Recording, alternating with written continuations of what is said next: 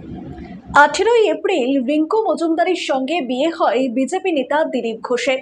25 দিনের মাথায় দেখা গেল রিঙ্কু মজুমদারের ছেলে প্রীতম দাশগুপ্ত ওরফে সৃঞ্জয় দাশগুপ্তের মৃত্যুর ঘটনা জানিয়ে নানা রকম জল্পনা উঠে আসছে।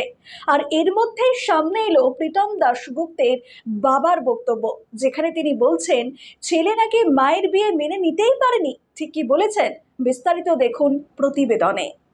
18 এপ্রিল রিঙ্কু মজুমদার বিয়ে করেন বিজেপির প্রাক্তন সভাপতি দিলীপ ঘোষকে।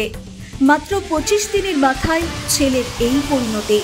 হঠাৎই মঙ্গলবার সকালে নিউ টাউনের সাপরজি আবাসন থেকে সংজ্ঞাহীন অবস্থায় উদ্ধার করা হয় রিঙ্কু মজুমদারের ছেলে সৃঞ্জয় দাশগুপ্ত ওরফে প্রীতমের। তড়িঘড়ি তাকে উদ্ধার করে বিধাননগর হাসপাতালে নিয়ে যাওয়া হলে চিকিৎসকরা তাকে মৃত বলে ঘোষণা করে। এই ঘটনায় স্বাভাবিকভাবেই শোকে কাতর হয়ে পড়েন রিঙ্কু মজুমদার। গভীরভাবে শোকাহত হন দিলীপ ঘোষও। তিনি জানান পুত্র সুখ হলো না, পুত্র শোক হয়ে গেল। দুর্ভাগ্য আমার যে পুত্র সুখ হয়নি, পুত্র শোক হলো। সামনে এসেছে প্রীতমের ময়নাতদন্তের রিপোর্ট। প্রাথমিক ওই রিপোর্ট থেকে জানা যাচ্ছে প্রীতমের হৃদযন্ত্র, লিভার এবং কিডনি স্বাভাবিক ক্ষেত্রে বড় ছিল। চিকিৎসকরা জানাচ্ছেন রক্তচাপের সমস্যা থাকলে এই লক্ষণগুলি দেখা যায়। মৃত্যুর সম্ভাব্য কারণ অ্যাকিউট হেমোরেজিক প্যানক্রিয়াটাইটিস। ছেলের মৃত্যুর খবর পেয়ে পৌঁছেছিলেন প্রীতমের বাবা রাজা দাশগুপ্ত। এবার তিনি ছেলের মৃত্যুর কারণ নিয়ে বিস্ফোরক কথা বললেন একটি বেসরকারি চ্যানেলের মুখোমুখি হয়ে। রাজা দাশগুপ্ত জানান ছেলে মায়ের বিয়ে মেনে নিতে পারেনি। তিনি আরও জানান তার সঙ্গে ছাড়াছাড়ি হবার পর ছেলে মায়ের ওপর পুরোপুরি নির্ভরশীল ছিল।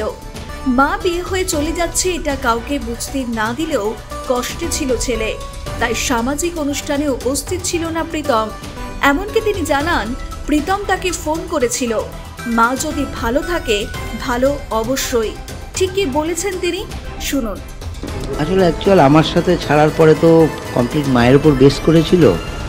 এবার মাও বিয়ের পরে না বিয়ে হয়ে চলে যাচ্ছে, এটা একটা মেন্টাল ওর বুঝতে না দিলেও আপসেটনেস ছিল, যার জন্য সোশ্যাল অনুষ্ঠানটাতেও ছিল না। আমাকে ফোন করেছিল যে বাবা, যে আফটার ফিউ ইয়ার্স আমিও বিয়ে করব। মা বলছে মা তো আবার একা হয়ে যাবে, মা একটা ডিসিশন নিচ্ছে, সে যদি ভালো থাকে ভালো, অবশ্যই থাকুক। সেটাই আর কি। ও মেনে নিতে পারে তো বাহ্যিক ও সবাইকে দেখিয়েছে মেনেছে, হয়তো বাই হার্ট মানতে পারেনি আর কি। একদম অ্যালোন হয়ে গেলাম, বাবার কাছ থেকে চলে আসলাম, মাও চলে গেল, গুরুত্বহীন হয়ে পড়েছিল ছেলেটা। তিনি বলেন মুখে বলে না, তবে বাইরে থেকে হাসি খুশি, কাউকে নিজের ভিতরের ব্যথাটা বলেনি।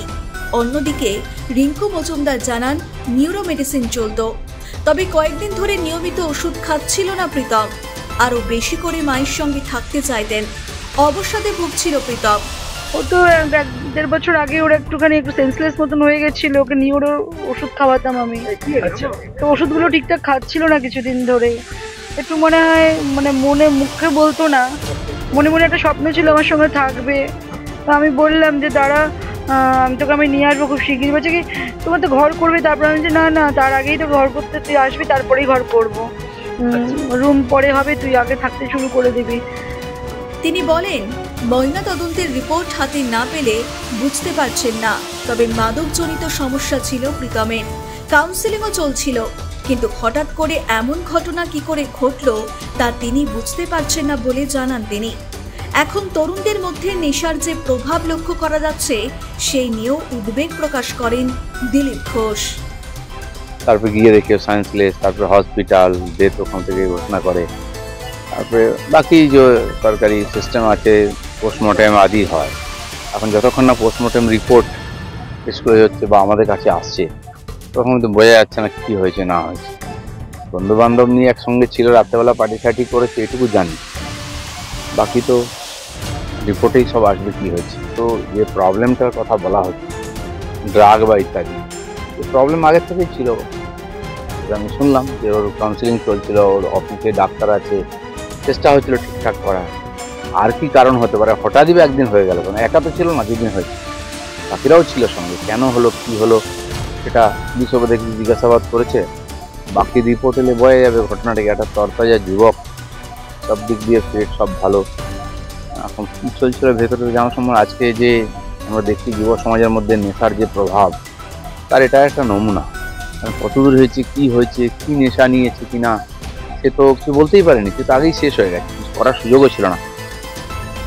ব্যুরো রিপোর্ট, নিউজ বর্তমান।